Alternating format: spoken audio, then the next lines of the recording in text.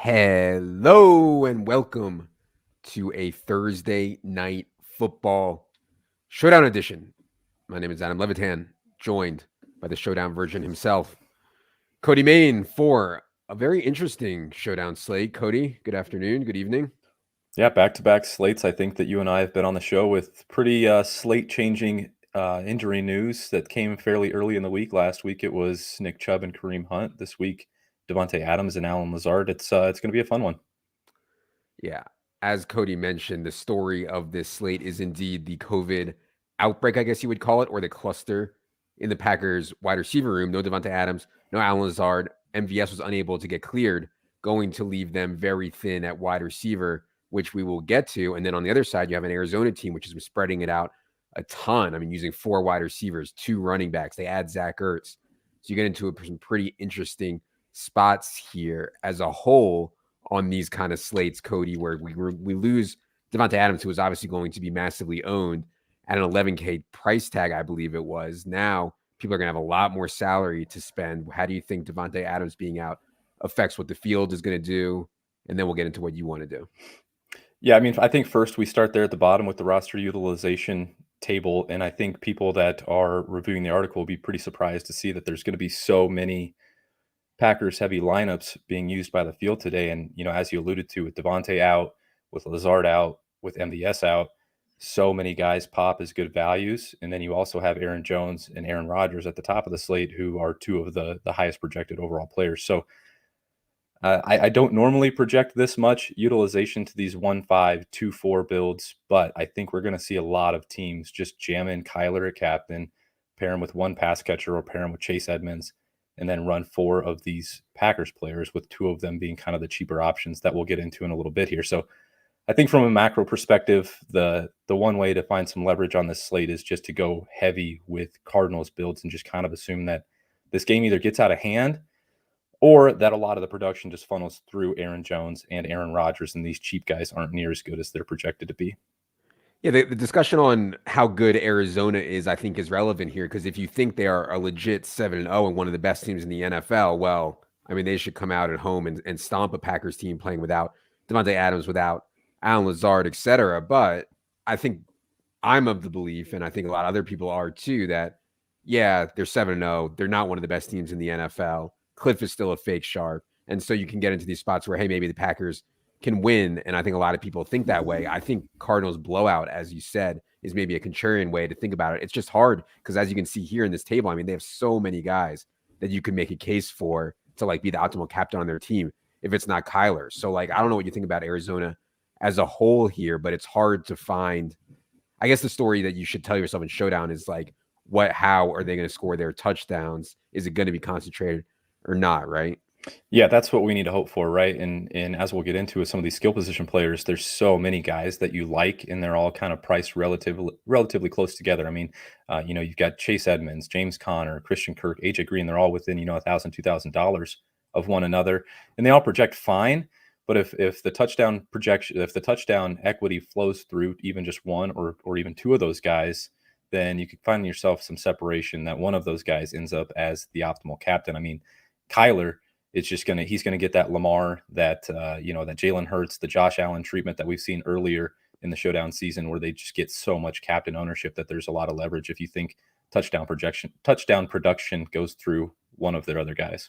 All right, let's get to quarterback. As you said, you think a lot of people are going to captain Kyler Murray tonight, and for obvious reasons. It's not a slate where you can be like, oh my gosh, yeah, it's so obvious if Kyler has a big game, X pass catcher is going to have a big game. We don't know for sure, and I think that leads a lot of people to Kyler captains. Roger captains are interesting. Silva had in matchups, and we talked about on Tuesday that Rodgers' fantasy points per game, for what it's worth, has actually been better when Devontae Adams has been out this year.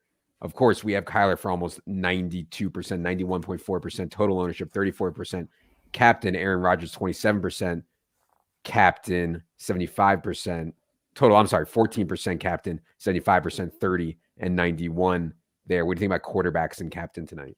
Yeah, I mean, there's the stories written on Kyler, obviously cheat code quarterback with so much rushing upside, and the production is so spread out. So if you do think that Kyler is efficient through the air, if you think that he is used as a rusher as he has been this year at a 19% clip, then I mean, what else is there left to say on Kyler? He's going to be utilized by the field about where where we've seen these other quarterbacks in past slates, maybe in smaller fields, single entry, 3 max, he pushes 40% plus. But I think the story that you want to tell yourself, and we've seen this with rushing quarterbacks, and even with the pass production being spread out in Arizona, I think the story that you want to tell yourself if you're captaining Kyler is pairing him with 2 pass catchers. I think that's going to separate yourself a little bit. We've seen the field really concentrate on these rushing quarterbacks with just 1 pass catcher, assuming that a lot of their production comes with their legs. But Kyler being 12,000, if he's the optimal captain tonight, even if he scores 1 with his legs, he's probably going to carry 2 pass catchers along with him. So I think that's one way if you're using Kyler to separate yourself from the field a little bit. Yeah, it's certainly scary playing Aaron Rodgers in captain without his top 3 wide receivers. Again, no Devontae, no Lazard, no MVS. But I do think that the Cardinals' pass defense is like massively overrated. I mean, they've played the Texans, the Browns, the 49ers, the Jaguars, the Titans. Like their schedule has been very soft on pass defense. And so I think Aaron Rodgers is at least capable of it. But I get that it's hard to tell yourself that Rodgers is going to have a big game because it's going to have to come through like Cobb and like Amari Rodgers and guys that like he's just not that comfortable throwing to. You can of course make a case for big games from Big Bob Tonyan and Aaron Jones, which we'll get to in a second here. But yeah, I mean, I think Rodgers captains might even be less owned than what we have here of 14%. I don't know. I mean, people are always going to want to play captain quarterback, but yeah, I just think that it's uncomfortable to play Rodgers captains, I guess is what I'm trying to say. Yeah, I think you could see that separate more than we have it now with even more ownership going towards Kyler. He's so easy to fit now with some of these cheap guys opening up with the MVS news. The funny thing is that we've all mentioned it. Rodgers has been even better without Devontae Adams. It's probably small sample. It's probably, just being on the right side of touchdown variance. But it is crazy that he almost sets up better as a captain tonight because you're not going to get, unless it's Aaron Jones, who we'll talk about, you're not going to get those, those targets to concentrate around one specific guy. You could see him spread it out to 3 or 4 or 5 guys. So we're normally, if we have a Rodgers slate, we're more likely to captain Devontae Adams because targets are going to concentrate. I can't imagine that one of those guys, whether it be Cobb or Equinemius St. Brown or any of them, are going to command a massive target share tonight. So I don't hate it. I'll still probably come in underweight the projection that we have there. But yeah, I can't talk anyone off of Rodgers captain tonight, really. Speaking of talking on, everybody's talking about Aaron Jones. I mean, the mainstream media narrative, everybody is talking about Aaron Jones and how this is an Aaron Jones game. Aaron Jones is going to have a huge game. They're going to throw to Aaron Jones. They're going to line Aaron Jones up at wide receiver. They're going to run to Aaron Jones 20 times. I think our carry projection on Aaron Jones, I know, is light relative to market because the prop line on Aaron Jones carries was 14.5, 15.5. We only have Aaron Jones around 13 carries tonight. We have AJ Dillon for 7.5, 8. I think we didn't bet it because I think there's a really wide range of what they'll do with Aaron Jones tonight. Like, I'm not confident that it's going to be that close, the split between Dillon and Aaron Jones. I could see Aaron Jones getting more. I could see them getting behind really big in this game and then just like forget it on the Aaron Jones carries. I could see them surprising and taking a lead here and just pounding Dillon and Aaron Jones. So I think there's maybe a wider range of outcomes than people think, but the assumption from the field is that Aaron Jones is just an absolute smash. I get it. He's very easy to fit now. How would you think about handling Aaron Jones tonight? Because I think that's a key to the slate. Yeah, and I tend to agree with the field because I think there's so many ways for him to get there. As you mentioned, if they split him out wide, which they've done a little bit, if they put him in the slot, which they've done a little bit, I think that's even more likely now with MVS out. I don't know how much they really want to utilize him as a true wide receiver, but I could see more snaps with Dillon in the backfield and Jones split out wide. So I think there's more opportunities there. But yeah, he's just been a total smash when Devontae Adams has been out. He's more utilized in the red zone, more utilized near the goal line, gets more targets. I mean, there's very few things you can say to talk yourself off of Jones from a usage perspective. The one thing that you brought up is game script. I mean, if they start to get blown out early, there's no reason for them to pound him into the line 20 plus times or target him and pepper him when they're down big. So as long as this is a back and forth affair and you think that the Packers stay close, then I absolutely love Jones. If you're talking yourself into some of these 4-2 Cardinals or 5-1 Cardinals builds where you think they might just dog walk the Packers, then yeah, that would be the case where I would be more interested in fading Jones. Yeah, I don't think they're going to white flag it though. Like, you know what I mean? Like, I think if they get behind Aaron Jones, we'll see 6, 7, 8 targets. So I agree with you that it's kind of hard for him to fail in this spot. I will note that Aaron Jones has lined up slot or wide 49 times this season. He's been in the backfield around 235 times. So, he's been out there a little bit. I mean, maybe 5, 6, at most 10 times per game so far as a wide receiver. It'd be hard for me to see him getting out there more than 10 or 12 times this game. But yeah, at least that's in play for Aaron Jones. And I do think that he will be the most unskilled player on the slate. The AJ Dillon stuff is interesting. Obviously doesn't set up very well for AJ Dillon if you think they're going to be behind. But I think in builds where you think that they get ahead, AJ Dillon is at least interesting. And then on the other side, we saw Chase Edmonds last week finally look healthy. I mean, he was dealing with that shoulder injury for so long. He finally looks healthy. We know that James Conner is going to play at the goal line. We know James Conner is going to mix in, but we have it around 65-35 or so, but Conner gets all the goal line work. Still, obviously all that's baked in, and we have Chase Edmonds for about 4 points more, a little bit over 4 points more than we do James Conner. So what do you think about the Arizona running backs? Yeah, I think there's a little bit of leverage here at captain. I think Edmonds is going to be pretty properly owned in the flex, and I think Connor will come in a little bit low owned. But I think there is a little bit of leverage with Edmonds as a captain if he's the one that soaks up all of those rushing touchdowns or receiving touchdowns from Kyler Murray as well. We know that he's got a stranglehold on the receiving production. He's going to be heavily utilized in long down and distance in 2-minute snaps. But it was kind of encouraging to see last week, and it could have just been 1 week sample. We don't know. We've got the Connor projection there as far as carries go, but it was encouraging to see him get more of the rushing work last week as he looked healthy off the shoulder strain. So I think you could talk yourself into an upside case at 7K that Edmonds is the optimal captain tonight, and that's a projection. 7%. That's a projection that I kind of want to get over in large field tournaments if I'm taking an underweight approach on someone like Rodgers, especially. All right, let's get to the story of the slate, which is, of course, Green Bay pass catchers. So we have a bet on Aaron Rodgers under 24.5 completions. I think one thing that the market was maybe missing, we think, is that catch rate is going to go down without Devontae Adams, without Allen Lazard. I mean, those guys, especially Devontae Adams, has such a high catch rate. And we've seen Aaron Rodgers' completion percentage be so high when your top 3 wide receivers are Cobb, ESB, and Amari Rodgers. I think your completion percentage is going to go down. That said, in the event Aaron Rodgers throws for 300 yards, I mean, these guys are going to do stuff. Obviously, Aaron Rodgers is most comfortable with Randall Cobb and then Big Bob Tonyan, I would say. ESB and Amari Rodgers, I mean, my God, I don't know if Aaron Rodgers has any confidence in them whatsoever. Same with Malik Taylor. Shout out team preseason. We actually played Amari Rodgers and Malik Taylor in preseason. We don't have a projection right now on Juwan Winfrey, but he could be active as the 5th wide receiver. We're keeping an eye on that. And then the dink flag plan, of course, would have been Mercedes Lewis at 1K as the backup tight end. I'll say this about Big Bob Tonyan. His role didn't really change last week. He just happened to have better catch rate and get a touchdown. I could see them wanting to use him more here, though. And yeah, Randall Cobb's not a guy that I typically play. But if you go along with the narrative that Aaron Rodgers likes to throw to guys he trusts, obviously he demanded they trade for Randall Cobb when he came back. And so we know he trusts them. But I don't know, man. A lot of people are going to play these dust balls too, ESB and Amari Rodgers. I mean, what do you think about all this stuff with the Packers pass catchers? I think we could really see ownership concentrate heavily around Randall Cobb. I was surprised during the Zach Ertz week that he was 62% owned. Kind of a similar situation, projected really well with Dallas Goedert out, cheap pass catcher that allowed you to fit all the studs. Around 3,600, I think he might have been 3,200 or something like that. But we saw him get up to 62% ownership in large field tournaments on DraftKings. So, I mean, if anything, I think we're light, and it buried me with Zach Ertz. But I think if we're trying to find leverage on the slate, I think I want to come in underweight that and just sprinkle throughout the rest of these guys. I don't know how confident Rodgers or the Packers are in Amari Rodgers. I don't know how confident they are in Malik Taylor. But man, one of these guys, you kind of have to hope that a little bit lower ownership than someone like Cobb is maybe the one that finds the end zone, or maybe the one that racks up a few targets in 2-minute offense or at the end of the game.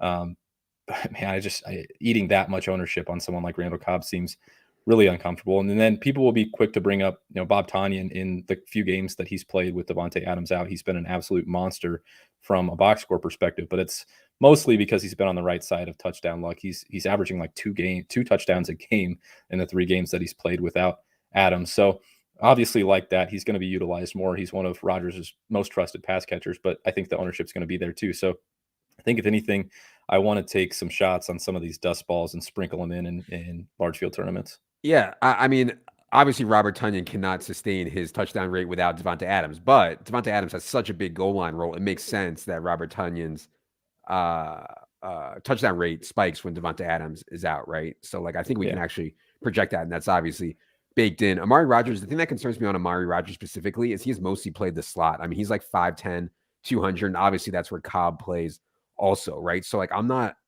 little worried that Amari Rodgers is like Cobb's direct backup, if you follow what I'm saying. And then ESB and Malik Taylor are more outside wide receivers. Still, I feel like they have to get Amari Rodgers playmaking on the field in some way. But yeah, I mean, I don't know. I don't know about playing Cobb and Rodgers together, I guess is my concern, if you follow what I'm saying.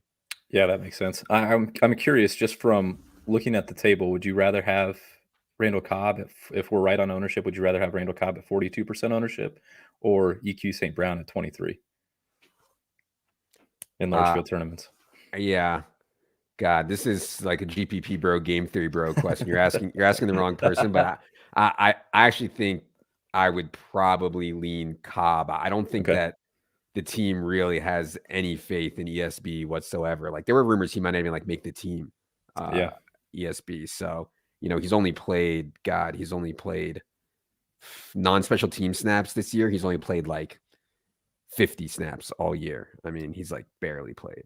I think it's another good macro point just on input volatility here, right? Like, we have him as the best non-Cobb, Green Bay wide receiver. We could be wrong. They could just run out Amari Rodgers a bunch, or they could run out Malik Taylor, or they could go two tight end and play Mercedes Lewis with Tonyan a lot. So that's in this range. I would just be trying to attack the lower owned guys. Obviously, you're going to have some exposure to these guys that project well, that are going to carry a lot of ownership, but trying to sprinkle in some of these lower owned guys makes sense.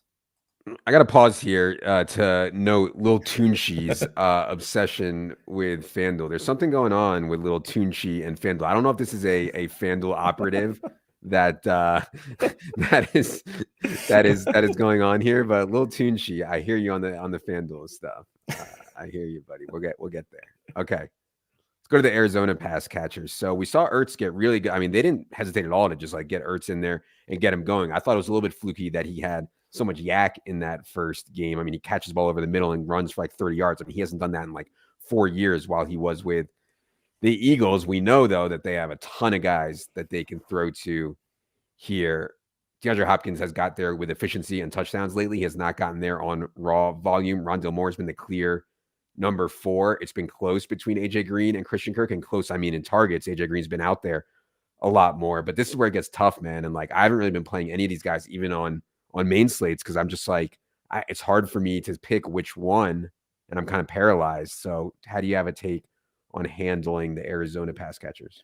Yeah, this is a spot where I think we could actually get pretty good ownership on, guys that are actually good football players, just because of the way the salaries work out. I think, obviously D-Hop's going to get plenty of ownership just because you're able to fit him with the guys that we have on the Green Bay side.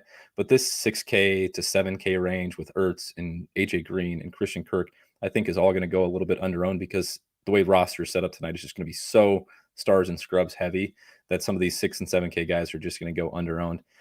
As you said, though, they've got, if you add in Ertz, they've got 5 or 6 guys that have at least a 14% target share. So if you're playing one or two of these guys, you're really hoping that targets condense.